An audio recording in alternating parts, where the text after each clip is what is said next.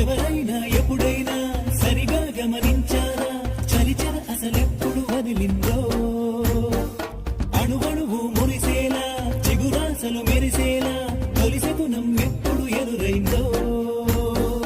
చూస్తూనే ఎక్కడి నుంచో చైత్రం కదిలొస్తుంది